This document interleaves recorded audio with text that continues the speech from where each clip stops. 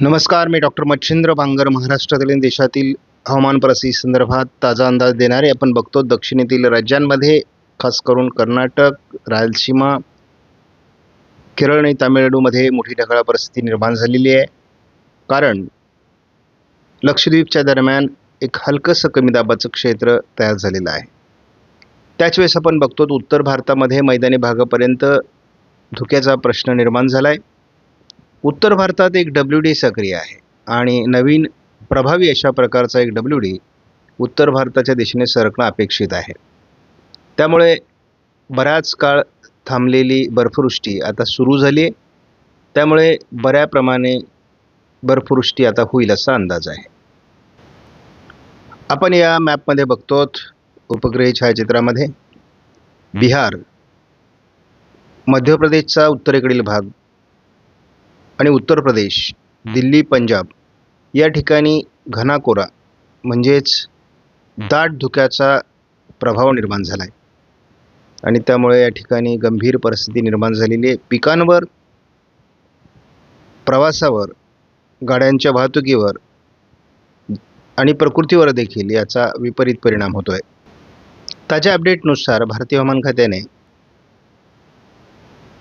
जवळपास उत्तराखंड, हिमाचल प्रदेश, मध्य प्रदेशचा पूर्व भाग, ओरिसा, झारखंड, पश्चिम बंगाल आणि पूर्वेकडील सर्व राज्यांमध्ये धुक्यासंदर्भात येलो अलर्ट दिला आहे.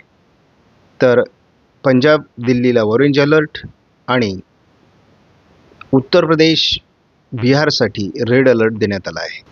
धुक्याचा प्रभाव हा पुढील काही दिवस म्हणजे 20 तारखेला देखील उत्तर प्रदेश, बिहार, पंजाब, दिल्ली, उत्तराखंड, हिमाचल प्रदेश आणि पूर्वेकडील राज्यात राहील असा अंदाज आहे. मध्य भारतामध्ये थंडीचा प्रभाव अधिक आहे. त्यामध्ये महाराष्ट्रात देखील बऱ्याच भागात थंडीचा प्रभाव आहे. मध्य भारतासहित उत्तर भारतामध्ये आणि महाराष्ट्र देखील थंडीचं प्रमाण अधिक आहे. लाटेच्या काठावरील थंडी सध्या आहे. उद्या देखील 20 तारखेला असणार आहे.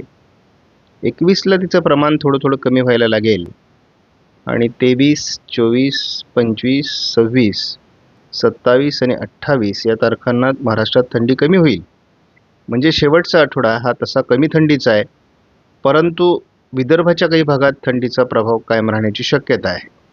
या आठवड्यामध्ये उत्तर भारतामध्ये एकापाठी एक WD येत राहणार आहेत. थोडं दक्षिण बंगालचा उपसागर आणि अरबी समुद्रामध्ये पावसाळी प्रभाव राहील, परंतु विशेष प्रभाव नाही आहे. जानेवारी महिन्यामध्ये कुठल्याही प्रकारची गारपीट किंवा पावसाळी अंदाज भारतामध्ये नाही आहे. मात्र तुलनेत फेब्रुवारी महिना अवकाळी पावसाचा किंवा गारपिटीचा काही भागात असू शकतो आणि आपण बघतो की हा अंदाज सारखा बदलतोय. मार्चमध्येही प्रभावी WDची शक्यता आहे. विशेष म्हणजे यावर्षी देखील विदर्भ आणि पश्चिम महाराष्ट्रात मेमध्ये पावसाचा प्रभाव राहण्याची शक्यता आहे. गेल्या वर्षीप्रमाणेच यावर्षी बरेच मॉडेल मेमध्ये पावसाचा अंदाज देऊ लागले आहेत. NMME मॉडेलने मात्र मेमध्ये फारसा पावसाचा अंदाज दिलेला नाही आहे. आपण थोडा 15 दिवसाचा धावता अंदाज या मॉडेलच्या माध्यमातून बघत असतो. ECMWF मॉडेल आहे. जर आपण धावता अंदाज बघितला तर या ठिकाणी उत्तर भारतामध्ये WDची शक्यता कायम आहे. दोन्ही समुद्राच्या दक्षिण टोकाला थोडी ढगाळ परिस्थिती किंवा बाष्पयुक्त ढग असतील. त्यांचा फार परिणाम भारतीय हवामानावर होईल असं वाटत नाही. परंतु आपण एक बाब बघतो की साधारण जानेवारीच्या सुरुवातीला मध्य भारताच्या दिशेने ढगाळ परिस्थिती किंवा हलकं वातावरण तयार होण्याची शक्यता या मॉडेलने व्यक्त केली आहे. त्यामुळे आपण यावर लक्ष ठेवून असू.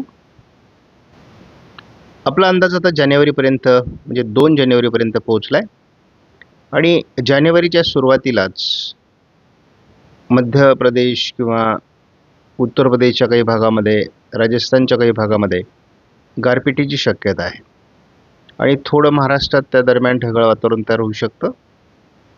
एकूणच वातावरणीय बदल हे जानेवारीपासून होऊ शकतात असा या मॉडेलचा अंदाज आहे. JFSने मात्र असा कुठलाही अंदाज दिलेला नाही आहे आणि तसा ECMWF मॉडेलने देखील असा कोणताही अंदाज मध्य भारतासाठी दिलेला नाही आहे. केवळ उत्तर भारतात WD आणि दक्षिण बंगालच्या उपसागरात हलका कमी दाब हाच अंदाज पुढील 15 दिवसासाठी देण्यात आला आहे. आपण या ठिकाणी बघतो उत्तर भारतातील अनेक राज्यांमध्ये आणि पूर्व भारतात देखील राज्यांमध्ये घना कोरा म्हणजेच दाट धुक्याचा प्रभाव आहे आणि हा पुढे 2-4 दिवस तरी राहण्याची शक्यता आहे. धुक्याचा प्रभाव हा साधारण 24 तारखेनंतर कमी होण्याची शक्यता आहे. साधारण वाऱ्यांची गती जर वाढली तर धुक्याचा प्रभाव कमी होईल, परंतु पुढील 3-4 दिवस तरी हिमालयाच्या लगतच्या राज्यांमध्ये